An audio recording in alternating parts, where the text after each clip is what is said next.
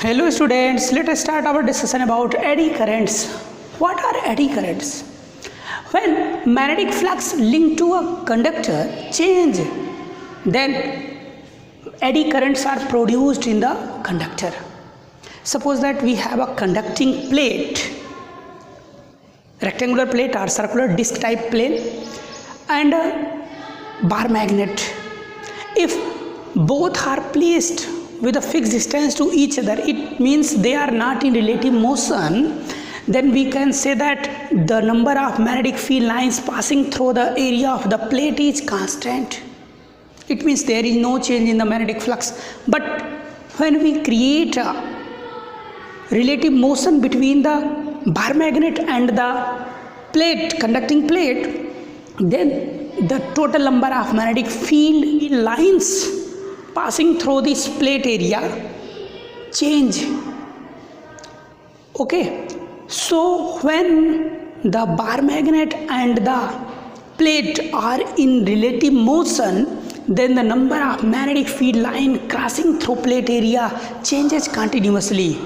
It means when there is a magnetic flux changes linked to any conductor, then eddy currents are produced in the conductor. Eddy currents always try to oppose that motion due to which it is produced by creating opposite magnetic field. It means, let us understand it. ये suppose that ये आपका plate है और ये bar magnet है, तो bar magnet का अगर ये n पोल इस प्लेट की ओर आता है तो ये एडी करंट्स जो इस प्लेट में प्रोड्यूस होगी, ये एडी करंट्स कुछ इस प्रकार से प्रोड्यूस होगी कि ये उस मोशन का, इस बार मैग्नेट के मोशन का अपोज करेगा। इसका मतलब अगर ये n पोल इधर आ रहा है तो एडी करंट्स इस डायरेक्शन में डेवलप होगा कि ये सामने वाला फेस नॉर्थ बना दे। इसका मतलब नॉर्थ को आने से रोकेगा। ठीक, तो इस प्रकार से ये eddy currents always try to oppose the motion due to which it is produced. कैसे प्रोड्यूस करेगा? By creating magnetic field. ध्यान दीजिएगा, इस प्लेट में जो करंट आएगी वो करंट के कारण एक मैग्नेटिक फील्ड आएगा, वही मैग्नेटिक फील्ड इस मैग्नेट के इस साइड में आने का अपोज करेगा और इसी के कारण वो मैग्नेट जब इधर आने का प्रयास करेगा तो रोका जाएगा। अर्थात एडी करंट्स जो प्रोड्यूस होती है वो उसी कार्य का विरोध करती है जिसके कारण वो स्वयं प्रोड्यूस हो रही है।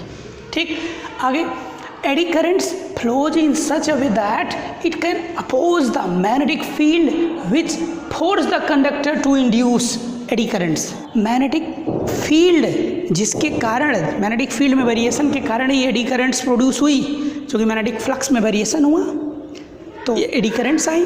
तो एडी करंट्स क्या करेगा? एडी करंट्स जो होगा वो किस दिशा में फ्लो करेगा? Eddy currents flows in such a way that it can oppose the magnetic field which force the conductor to induce eddy currents. ठीक, तो this is a basic concept related to eddy currents. अब आप अगर देखें NCERT के इस figure में तो आप पाएंगे कि यदि दो जियांट मैग्नेट्स के पोल हैं, ये इधर n है, पीछे s है, तो n और s के बीच में अगर वो प्लेट, एक कंडक्टर प्लेट जो वहाँ पर दिख रहा है, वो कंडक्टिंग प्लेट इस दिशा में अगर आए तो क्या होगा? ध्यान दीजिएगा, कंडक्टिंग प्लेट जैसे ही मैग्नेटिक फील्ड में एंट्री करेगा, अभी मैग्नेटिक उस कंडक्टिंग प्लेट से होकर के कोई मैग्नेटिक फ्लक्स नहीं गुजर रहा था, लेकिन जैसे ही वो मैग्नेटिक फील्ड में एंट्री करने लगा तुरंत उस कंडक्टिंग प्लेट से गुजरने वाला मैग्नेटिक फ्लक्स बढ़ने लगा। इसका मतलब नॉर्थ पोल ऐसा हो रहा है जैसे उसकी ओर आ रहा है, तो नॉर्थ पोल के फेस की तरफ वो नॉर्थ पोल बनाते हुए एडी करंट्स जनरेट होगी। अर्थात उस कंडक्टर में एडी करंट्स ऐसी डायरेक्शन में सेट होगी, ऐसी डायरेक्शन में फ्लो करेगी कि वो नॉर्थ पोल की तरफ अपना नॉर्थ पोल क्रिएट करे और साउथ की तरफ साउथ क्रिएट करे। अर्थात करंट एंटी क्लॉकवाइज डायरेक्शन में फ्लो करेगी, आप देख सकते हैं। इसी प्रकार अगर ये कंडक्टर मैग्नेटिक फील्ड से बाहर निकलने लगे तो बाहर निकलेगा तो मैग्नेटिक फ्लक्स में लगातार वेरिएशन क्या कर रहा है? डिक्रीज कर रहा है। पहले मैग्नेटिक फ्लक्स ज़्यादा था, अब कम हो रहा है।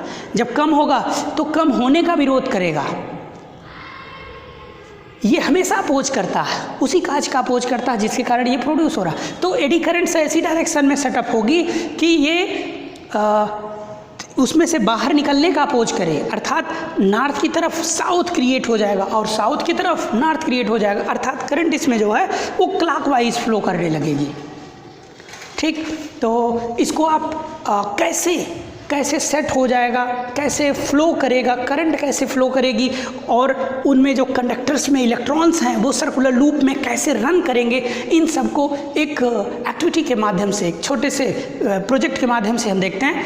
ये आप देख सकते हैं इसमें कि जब कोई बार मैग्नेट इसकी तरफ आ रहा है, तो जैसे ही बार मैग्नेट इसकी तरफ आ रहा है, यस पोल आ रहा है, यस पोल जैसे ही साइड में आ रहा, आप देख सकते हैं प्लेट पर जो इलेक्ट्रॉन्स हैं वो एक पर्टिकुलर डायरेक्शन में रोटेट करने लगे और उसके कारण एडी करंट्स प्रोड्यूस हुई। और जैसे ही इनको हमने दूर किया, पीछे की ओर ले जाने का प्रयास किया, तो आप देख सकते हैं डायरेक्शन जो चेंज हो गई। तो इस प्रकार से एक छोटे से एक्टिविटी के माध्यम से आप यहाँ पर समझ सकते हैं कैसे एडी करंट्स प्रोड्यूस होती हैं और ये कैसे वर्क करती हैं। ध्यान दीजिएगा, अगर मैं एडी करंट्स, वैसे तो बहुत सारे एप्लीकेशन इसके हैं, लेकिन बहुत सारे डिसएडवांटेजेस भी हैं। ट्रांसफार्मर में अगर हम मेटालिक प्लेट का कोर लगा दें तो पता चला एडी करंट्स के कारण उसमें इतना हीट प्रोड्यूस होगा कि वो बर्न कर जाएगा। तो इन सारे डिसएडवांटेजेस से बचने के लिए, एडी करंट्स को रिड्यूस करने के लिए हम कुछ टेक्निक का प्रयोग करते हैं। जैसे मेटालिक शीट्स को लेमिनेट करके एक दूसरे के ऊपर रखते हैं, और जो आपका मेटालिक प्लेट है, इस मेटालिक प्लेट की जो साइज है, इसको एक बड़े साइज में प्लेट के आकार में ना लेकर के पाज की तरीके से, पंजे की तरह के आकार में, आप देख सकते हैं ना इस फिगर में, ये कुछ इस प्रकार का दिखाया गया है। इसमें जब एडी करंट्स डेवलप होगी तो बहुत स्मॉल एरिया में डेवलप होगी, जिसके कारण एडी करंट्स का मान बहुत स्मॉल होगा। तो इस छोटी सी टेक्निक की सहायता से एडी करंट्स को रिड्यूस कर सकते हैं। अच्छा, what are the applications of eddy currents? Eddy currents के बहुत सारे एप्लीकेशन हैं। उनमें से जैसे अभी ट्रेनों में जो ब्रेक्स बनाए जाते हैं,